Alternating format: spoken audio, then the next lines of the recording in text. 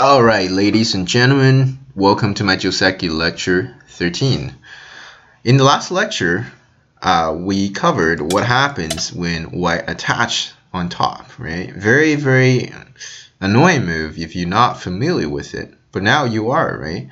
Last time we said that we can honey and we can kosumi, right? Excellent move.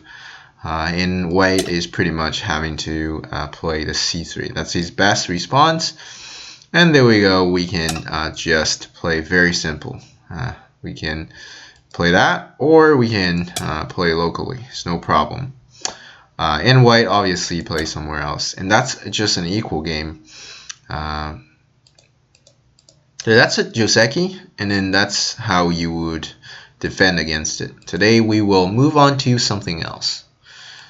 Sometimes as black, you want to play very very active, right? Connecting a good moyo and looking to gain advantage.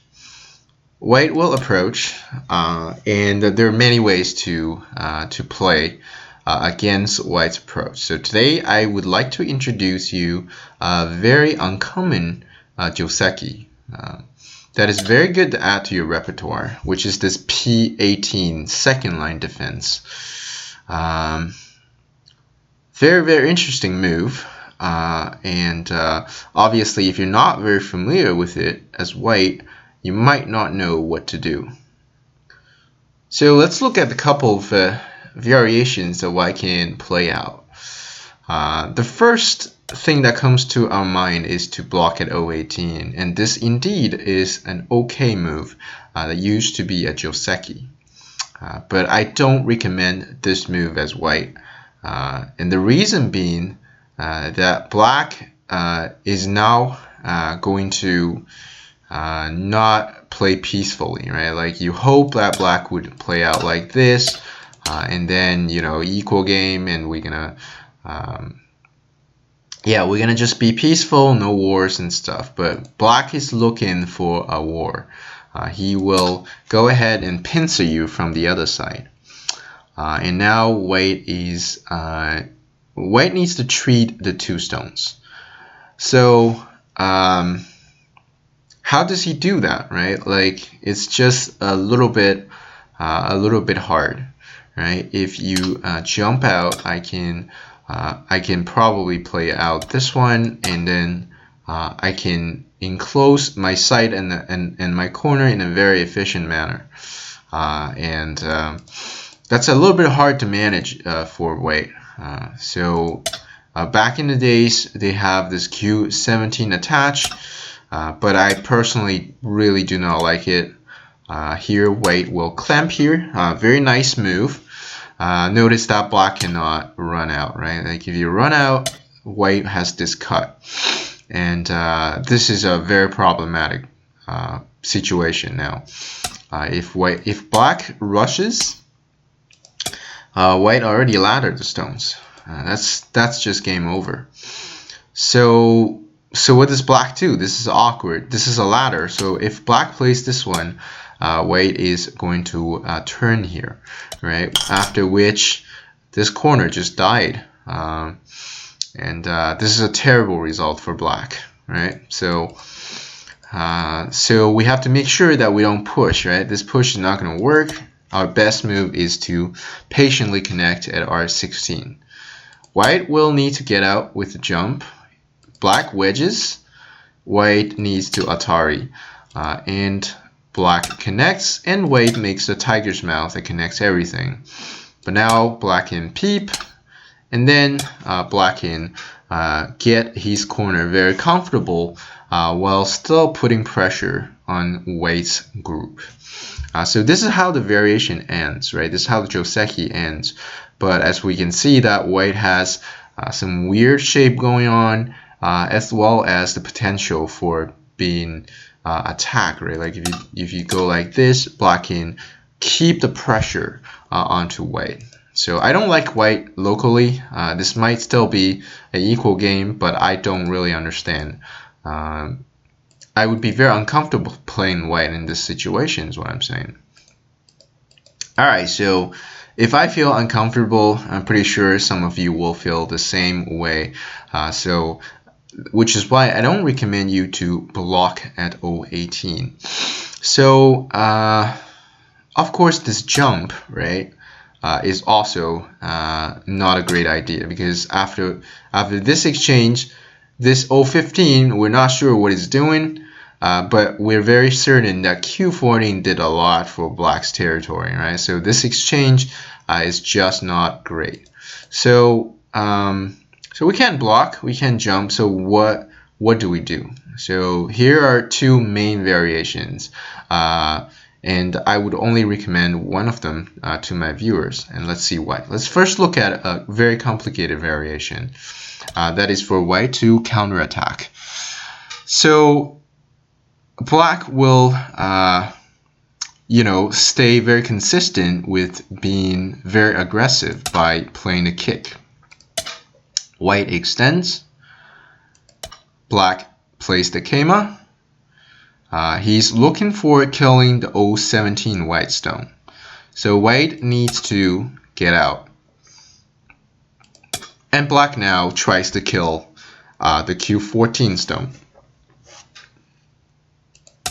White tries to survive, and Black kicks. Very, very big pressure onto White. White needs to play very accurately to get himself an equal position. So White pushes, and Black obviously needs to enclose the exit. White now will play the counterattack, right? So this gets more and more complicated. Black's accurate defense is to extend. White extends, and Black now extends onto the second line, right? Really trying to kill White here. White will Hane and make a tiger's mouth. Excellent move to make himself very flexible and very resilient. Black turns. White, of course, squeeze here to prevent Atari. And now Black needs to kill White. So if Black just play out something like this, White can go ahead and make use of this Atari and check this. After this Hane connects, Black needs to play a move here. So if he connects, now White can just go ahead and he doesn't need to run these right away. He can just go ahead and approach. So Black's attack is basically not getting much results, right? So White lived. White has a lot of stones outside. Black is falling behind. So Black cannot rush to play the S7. So Black needs to be as aggressive as he can possibly be. That is to Atari on the first line. White will counterattack by enclosing Black. So this is a very deadly fight. Black needs to attach. White Hanes and Black crosscut. Right? This is an excellent way in this shape to get Black out. White now follows up with the Atari on the outside. This is very, very important move that you cannot neglect. Black extends, and White now capture the second line stone. Black Atari on top, White takes, Black connects. All these are forced. And now White cannot rush to enclose Black because obviously we have a ladder that is working for Black. So White's accurate continuation is to first make a preparation. Now Black cannot save these two stones because now White can enclose, right? So this is game over, right? So if Black cuts, we can Atari, and now check. Black has 2 liberties, and both White's group has 3 liberties. So that would be game over right there. So Black is forced to get out, and White follows up by capturing the 2 stones. And now Black finally finish the variation by killing white.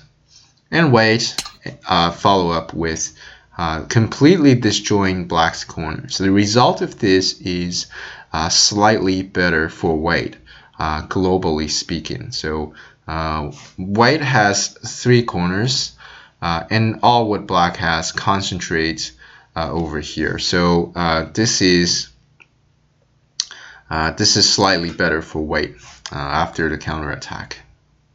So if you think this is a complicated variation and maybe your level is not there and you cannot remember it whatsoever, not a problem, right? So I'm gonna recommend you a very simple way of playing. That is for you to not a counterattack, rather just makes the extension at L16. Now the first thing that might come into your mind is this discomfort you have over here. You have this worry that the black would just crawl here and destroy your site. That's very fair. I mean, I've been 5Q, I've been 3Q before, and of course this is a worry that I would have at that time. But as we can see, and as I've mentioned many times in my videos, that we have to think globally, right? In the game of Go, it's not a local game; it's a global game. It's a 19 by 19 board game, right? So it's true that there's no continuation for us locally, right? Anywhere you play, you create repetition and low efficiency move. But we can just Tanuki, right? So we can just play wherever is big. What's the worst thing that can happen locally for us? Well, if black adds another move, well, check this. We can just keep playing globally. And we would be leading in this game, right? Because black spends too many moves doing nothing, just capturing this 1 stone. So black cannot actually play like that, right? That would be too slow. So black's best play is probably to enclose the corner, where we can just keep going with a very peaceful game. All right, so that's an excellent idea for white against black's very aggressive P18 move. So we talked about a very complicated variation. If you're a fighter, you like it, go ahead and sacrifice your group and gain profits. But if not, you can just play very, very stable, and that's no problem. All right, so at the end, I would like to say a couple things. So first of all, this P18 defense has a name. It's called the Little Demon Guard, right? So very, very cool name. And we can see why it's called the Little Demon Guard. The guard means that it's guarding the corner, and the little demon part is more like it tries to put max pressure onto white's 017 stone. So very, very, I'd say very good name for this Joseki. Very interesting. Another note I want to make is that the best situation for you to play the Little Demon Guard is when you have a stone at Q10, right? Because of the fighting variation we talk about, this Q10 helped tremendously for black in the fight. So that is why playing the Little Demon Guard in this case is a lot better than if you don't have the stone at Q10. Alright, so those are 2 things that you need to keep in mind before you decide to use the Little Demon Guard. Alright, so we'll quickly recap. So we talk about the Little Demon Guard today. We talk about if white blocks, we can go ahead and be very aggressive after the old Joseki. I think black should be very satisfied with the outcome. So black will peep here, and he will connect himself. And there's no cutting point over here. That's a great variation for black. I think it's easier for you to manage.